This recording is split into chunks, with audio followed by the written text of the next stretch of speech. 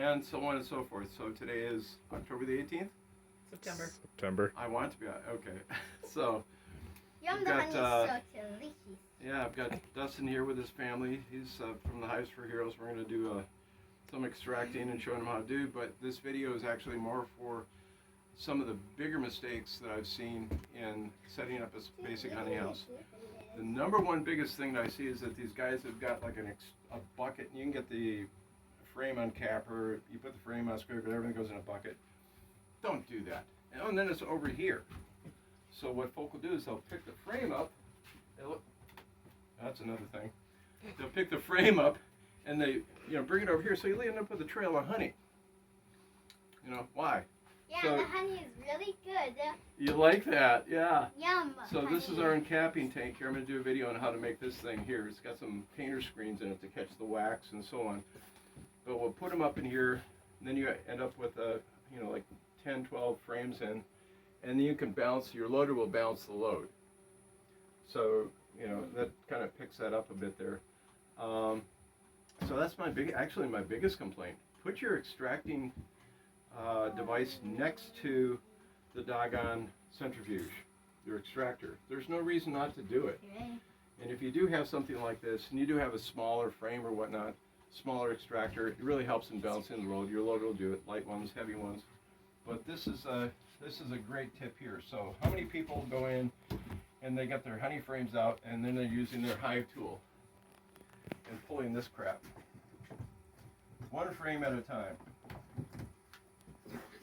So you can spend thousands of dollars on an Unboxer, or you can just screw down some 2x4s.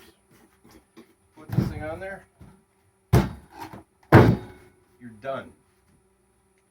So little tips there.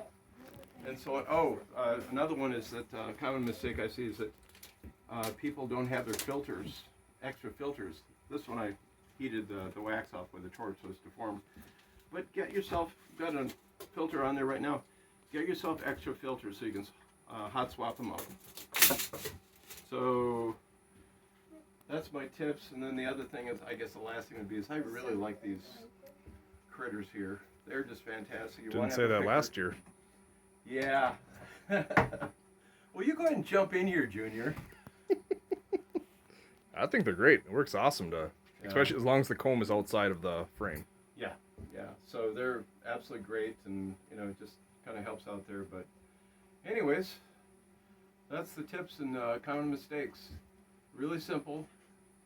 Make your life a little bit. Oh, one last thing is that if you have your honey house, I think Bob Walker's got some in his porch or something like that. But if you have it out there and you can cover all your windows, you open this thing up at the end of the day, and any honey that's spilt on the floor, the bees totally clean it up. Anything that's on the bench, my catchphrase again is, they'll clean the smell of the honey up. They literally do.